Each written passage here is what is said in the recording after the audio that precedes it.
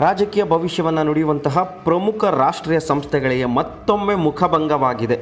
ನಾವು ಹೇಳಿದ್ದೇ ಶಾಸನ, ನಾವು ಹೇಳಿದ್ದೇ ಭವಿಷ್ಯ, ನಾವು ಖಡಕ್ಕಾಗಿ ರಿಪೋರ್ಟನ್ನು ಕೊಡ್ತೀವಿ, ನಮ್ಮ ರಿಪೋರ್ಟ್ ತಪ್ಪಾಗಲ್ಲ ಅಂತಲೇ ಬಹುಪಾಲು ರಾಷ್ಟ್ರೀಯ ಸಂಸ್ಥೆಗಳು ತಮಗೆ ತಾವೇ ಬೆಂತಟ್ಕೊಂಡು ಖುಷಿ ಪಡೋದನ್ನು ನಾವು ಹಲವು ವರ್ಷಗಳಿಂದ ನೋಡ್ತಾ ಇದ್ದೀವಿ. ಆದರೆ ಅಂತಹ ರಾಷ್ಟ್ರೀಯ ಸಂಸ್ಥೆಗಳು ಅಂದರೆ ಏನು ಈ ಚುನಾವಣೆಯ ಸಮೀಕ್ಷೆಗಳ ಭವಿಷ್ಯವನ್ನು ನುಡಿತಾವಲ್ಲ, ಆ ರಾಷ್ಟ್ರೀಯ ಸಂಸ್ಥೆಗಳಿಗೆ ಕಳೆದ ಲೋಕಸಭಾ ಚುನಾವಣೆ ಮತ್ತು ಇಂದು ನಡೆದಂತಹ ಹರಿಯಾಣ ವಿಧಾನಸಭಾ ಚುನಾವಣೆಯಲ್ಲಿ ಭಾರಿ ಮುಖಭಂಗ ಆಗಿದೆ.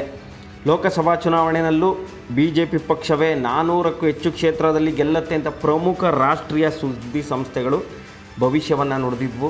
ಹಲವು ಪ್ರಮುಖ ರಾಷ್ಟ್ರೀಯ ಸಂಸ್ಥೆಗಳು BJPನೇ ಸ್ವಂತ ಬಲದ ಮೇಲೆ ಕೇಂದ್ರದಲ್ಲಿ ಅಧಿಕಾರ ಹಿಡಿಯುತ್ತೆ, 400 ಹತ್ತತ್ರ ಹೋಗುತ್ತೆ BJP, ಇಸ್ ಬಾರ್ 400 ಪಾರ್ ಅಂತಾನೆ ಸಮೀಕ್ಷೆ ರಿಪೋರ್ಟ್ಗಳನ್ನು ಕೊಟ್ಟಿದ್ವು. ಆದರೆ ಲೋಕಸಭಾ ಚುನಾವಣೆಯಲ್ಲಿ ಪ್ರಮುಖ ರಾಷ್ಟ್ರೀಯ ಸಂಸ್ಥೆಗಳ ಭವಿಷ್ಯವೆಲ್ಲ ಬುಡಮೇಲಾಗುತ್ತೆ, ತಲೆ ಕೆಳಗಾಗುತ್ತೆ. ಅಲ್ಲಿ ಆ ಪ್ರಮುಖ ರಾಷ್ಟ್ರೀಯ ಸಂಸ್ಥೆಗಳಿಗೆ ಭಾರಿ ಮುಖಭಂಗ ಆಗುತ್ತೆ. ಈಗ ಮತ್ತೆ ಹರಿಯಾಣ ವಿಧಾನಸಭಾ ಚುನಾವಣೆಯಲ್ಲೂ ಭವಿಷ್ಯವಾಣಿಗಳನ್ನು ಪ್ರಮುಖ ರಾಷ್ಟ್ರೀಯ ಸಂಸ್ಥೆಗಳು ನುಡಿದಿದ್ವು.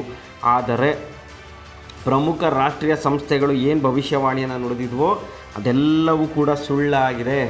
ಹರಿಯಾಣ ರಾಜ್ಯದಲ್ಲಿ ಈ ಬಾರಿ ಕಾಂಗ್ರೆಸ್ ಪಕ್ಷ ಖಚಿತವಾಗಿ ಭರ್ಜರಿ ಬಹುಮತ ಪಡೆಯುತ್ತೆ ಅಂತಲೇ ಎಲ್ಲ ರಾಷ್ಟ್ರೀಯ ಸಂಸ್ಥೆಗಳು ಭವಿಷ್ಯವನ್ನು ನುಡಿದಿದ್ದಂಥದ್ದು.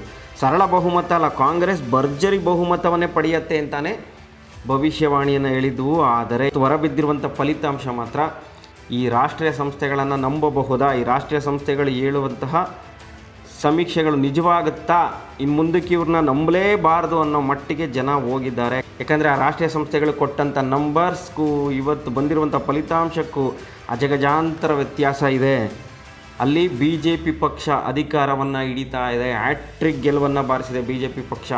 ಕಾಂಗ್ರೆಸ್ ಪಕ್ಷ ಗೆದ್ದೇ ಗೆಲ್ಲುತ್ತೆ, 10 ವರ್ಷಗಳ ಬಳಿಕ ಕಾಂಗ್ರೆಸ್ಗೆ ಹರಿಯಾಣದಲ್ಲಿ ಅಧಿಕಾರ ಸಿಗುತ್ತೆ ಅಂತ ಏನು ಭವಿಷ್ಯವಾಣಿಯನ್ನು ನುಡಿದಿದ್ವು ಅದೆಲ್ಲವೂ ಕೂಡ ಸುಳ್ಳಾಗಿದೆ.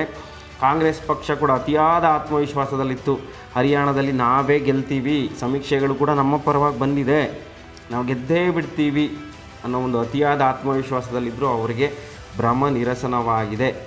ನರೇಂದ್ರ ಮೋದಿ ಅವರ ಮ್ಯಾಜಿಕ್ ನಡೆಯಲ್ಲ ಅಂತ ಕಾಂಗ್ರೆಸ್ ನಾಯಕರು ಅಂದ್ಕೊಂಡಿದ್ದರು ಹರಿಯಾಣದಲ್ಲಿ. ಆದರೆ ಹರಿಯಾಣದಲ್ಲಿ ಮತ್ತೆ BJP ಪಕ್ಷಕ್ಕೆ ಮತದಾರ ಜೈ ಅಂತ ಹೇಳಿದ್ದಾನೆ. ಹಾಗಾದರೆ ಸಮೀಕ್ಷೆಯಲ್ಲಿ ಯಾವ ಸಂಸ್ಥೆ ಏನು ನಂಬರ್ಸ್ ಕೊಟ್ಟಿತ್ತು, ಇವಾಗ ಏನು ನಂಬರ್ಸ್ ಬಂದಿದೆ ಅದನ್ನು ಒಂದೊಂದಾಗೆ ನೋಡ್ತಾ ಹೋಗೋಣ.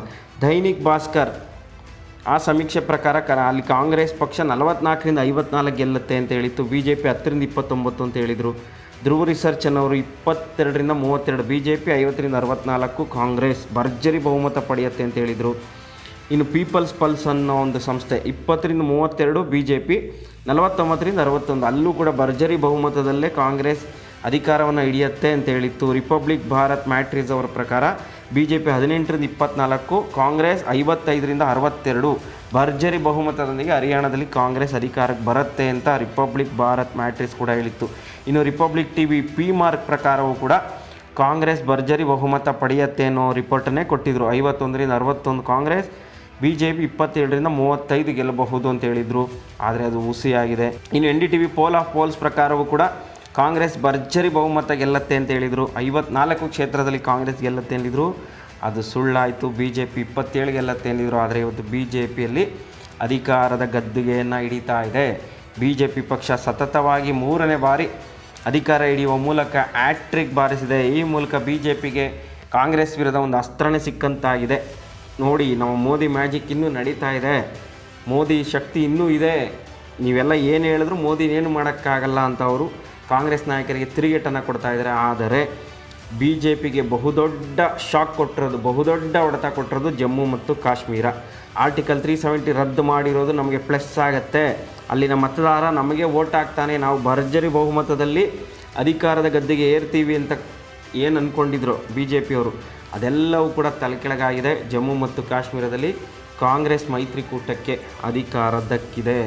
ಇಲ್ಲಿ ಒಂದು ಕಡೆ BJP ಗೆದ್ದು ಬೀಗಿದ್ರೆ ಜಮ್ಮು ಕಾಶ್ಮೀರ ಪ್ರತಿಷ್ಠಿತ ರಾಜ್ಯ, ಅದು ಅಲ್ಲಿ BJP ಈ ಬಾರಿ ನಾವು ಈ ಗದ್ದುಗೆ ಏರಲೇಬೇಕು ಅಂತಲೇ ಪ್ಲ್ಯಾನ್ ಹಾಕ್ಕೊಂಡಿದ್ರು. ಆದರೆ ಅಲ್ಲಿ ಕಾಂಗ್ರೆಸ್ ಅಧಿಕಾರ ಹಿಡಿತಾ ಇದೆ. ಇನ್ನು ಹರಿಯಾಣದಲ್ಲಿ BJPಗೆ ನಂಬಿಕೆ ಇರಲಿಲ್ವೇನೋ, ನಾವು ಬರ್ತೀವಿ ಮತ್ತೆ ಅಂತ. ಆದರೆ ಅಲ್ಲಿ BJP ಮತ್ತೆ ಅಧಿಕಾರವನ್ನು ಉಳಿಸ್ಕೊಳ್ಳುವಲ್ಲಿ ಯಶಸ್ವಿಯಾಗಿದೆ. ಎಲ್ಲ ರಾಷ್ಟ್ರೀಯ ಸಂಸ್ಥೆಗಳ ಸಮೀಕ್ಷೆ ಸುಳ್ಳಾಗಿಸಿ ಮತ್ತೊಮ್ಮೆ ಹರಿಯಾಣದಲ್ಲಿ BJP ಜಯಬೇರಿಯನ್ನು ಬಾರಿಸಿದೆ.